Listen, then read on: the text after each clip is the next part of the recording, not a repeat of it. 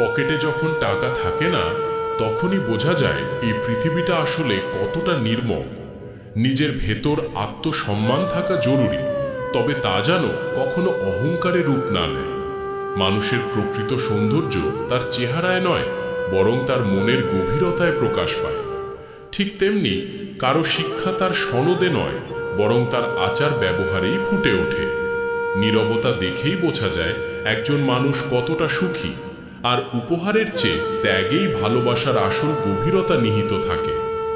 যে আপনাকে অবহেলা করে অন্য কারো সাথে হাসি খুশিতে সময় কাটাচ্ছে, তাকে মন থেকে মুছে ফেলাই শ্রেয়।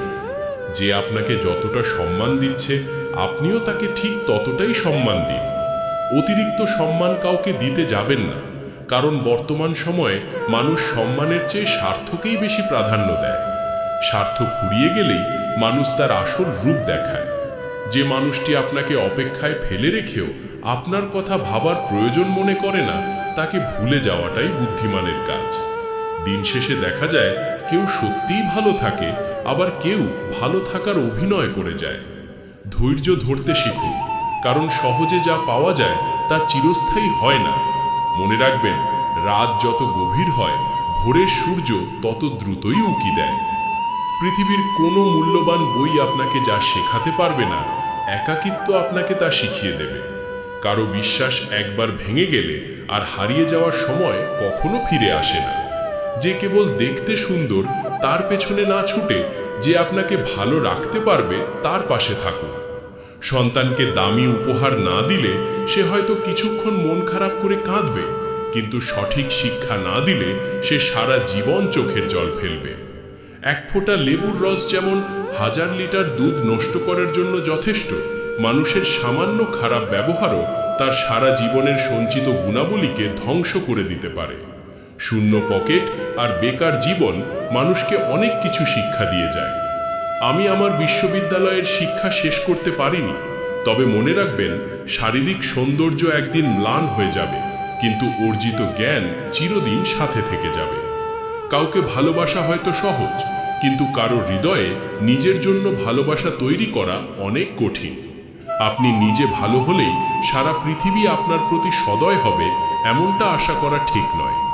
আপনি নিরামিষাশী হলেই কি বনের কোনো বন্য পশু আপনাকে আক্রমণ করবে না?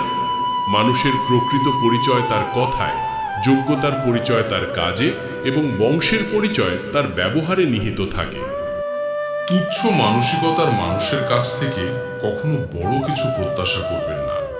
কোনো কিছু পাওয়ার পর যদি তার মর্যাদা দিতে না পারেন, তবে তা হারিয়ে যাওয়ার পর চোখের জল ফেলে লাভ নেই। ভুল করতে কোনো সময় লাগে না, কিন্তু সেই ভুল সংশোধন করতে মাঝে মাঝে আস্ত একটা জীবনও কম পড়ে যায়। আপনি যদি প্রকৃত সুখী হতে চান, তবে জীবনের লক্ষ্যকে কোনো মানুষের বদলে একটি নির্দিষ্ট উদ্দেশ্যের সাথে যুক্ত করুন। কারো অপেক্ষায় দিনরাত পার করে দিয়ে নিজের জন্মদাত্রী মাকে অবহেলা করবেন না, কারণ মা হারিয়ে গেলে আর দ্বিতীয়টি পাবেন না।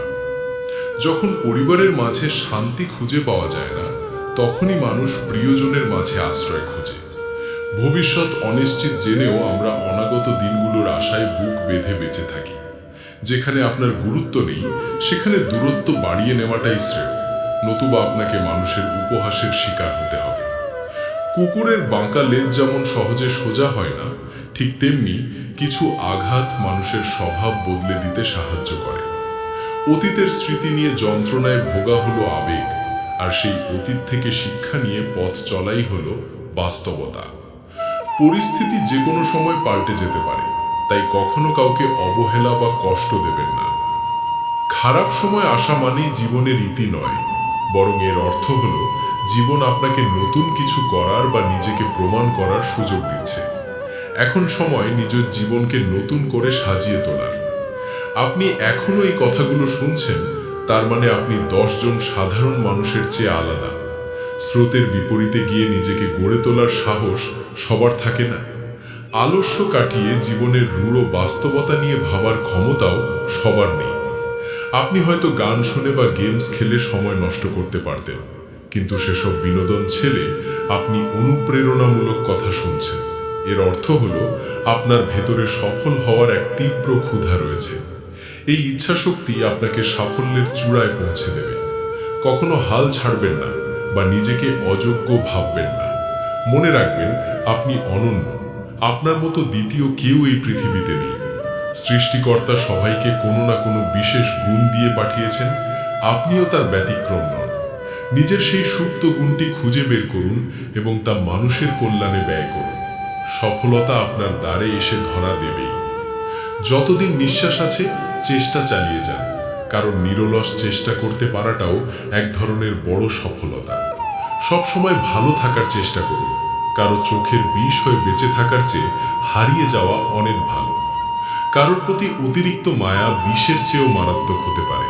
আপনার জীবনের গল্পে যে কথা রাখতে পারেনি, সে আসলে আপনার ভালো চায়নি, বরং সে চেয়েছিল নিজের প্রয়োজনে আপনাকে ব্যবহার করে ভালো থাকতে।